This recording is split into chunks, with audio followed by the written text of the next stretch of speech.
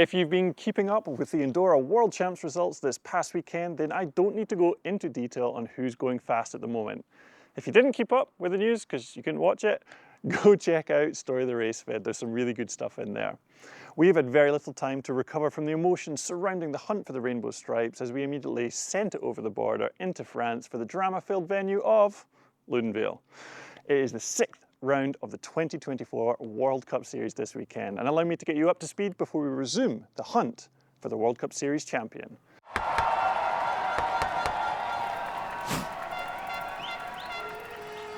So, how are the rankings looking at the moment? Well, in the junior women's category, you may be forgiven for thinking the current world champion and absolute pinner Iris van Leuven would be in the lead at this point, because I certainly did. It's actually first-year junior Eliana Hulsbosch who holds the lead by 10 points in front of Iris. We didn't see a lot from her at Champs, and it turns out she's been suffering from an illness which has limited her energy levels. Illness can't really be predicted, so we can only hope she regains her strength by this race this coming weekend. With Iris's current form and coming off the high of winning Champs, it kind of feels like she'll be well positioned to take the win and the lead this weekend. However, the last time we raced Loudenville, Sasha Ernest took the win by a considerable margin in the qualifying, which turned out to be the race run. Yeah, they cancelled the junior race last year because of weather, causing safety issues with the access for medics. It was a whole thing. But regardless, this could be the race we see Sasha battling for a win again. But with a 55-point gap between her and Iris in the series, there would need to be a big shake-up for her to challenge the overall. Someone that could challenge the overall is Heather Wilson, who is only 15 points back from series leader Iris. She didn't have the best World Champs race with a crash, but I reckon the track in Loudenville will be more suited to her skill set. I'm excited to see how this race pans out. I know we can't forget the on-form Ella Svegby as well. There's a lot of fast junior women, and luckily we will get to watch them race on the broadcast this weekend. The Junior Men's Series is more of a two-horse race between current world champion Asa Vermette and the fastest twin on the hill, Max Alran. 23 points between them, with Asa currently in the lead, and 120 points up for grabs over the final two rounds means it's all still to play for. Also, when you look at the splits from World Champs, you can see that Max was actually faster than Asa at splits 2 and 3, which means we've got some tight competition ahead of us. I'm excited to see who comes out on top. The elite females had one of the tightest and most exciting races I've seen in a while at World Champs. It was exhilarating seeing Valley, Tanny and Miriam all on form and duking it out with some tight racing.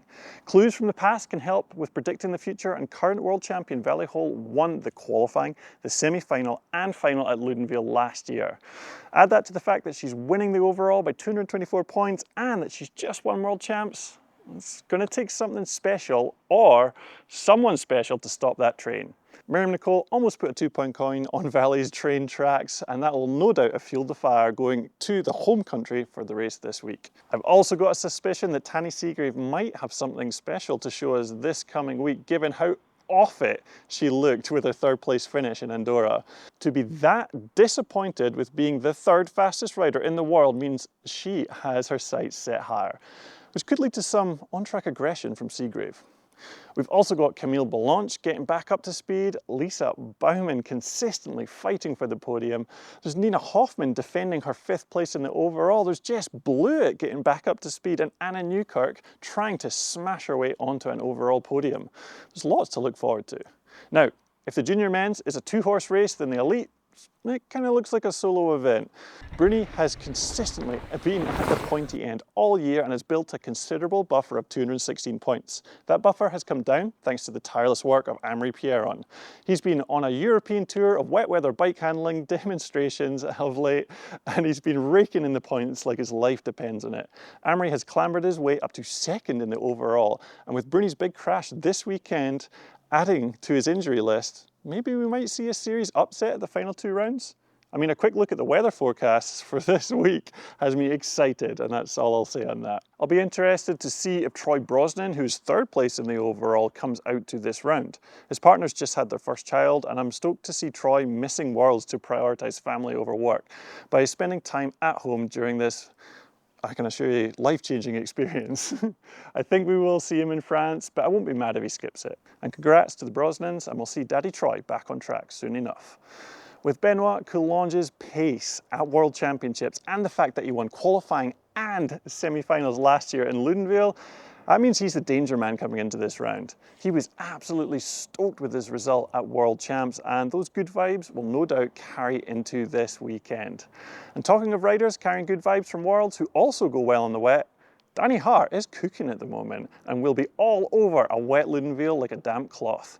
It's awesome to see Danny getting to grips with the new bike and finding his form again. The new world champion, Loris Vergier, isn't in contention for the overall, but he will be in contention for the round win if he can shake off the hangover from the biblical celebration that went down the other night. The World Champs jersey pressure affects people in different ways, so it will be interesting to see how it affects the quirky Frenchman. From one Frenchman to another, Thibaut Deprella appears to be back up to race-winning speed as he very nearly won the World Championships at the weekend. He was faster than Bruni at the first two splits, but the aggressive riding led to some errors that bled him time all the way to the finish. Not the result he wanted at Worlds, but it does signal that he's back on the hunt for wins. Then we have Mr. What If himself, Dakota Norton. I made light of how close he's been to the win in our last Up to Speed, and I want to be clear, I want him to do it. I'm a huge Dak fan, and there's nothing I want more than to see good people find success.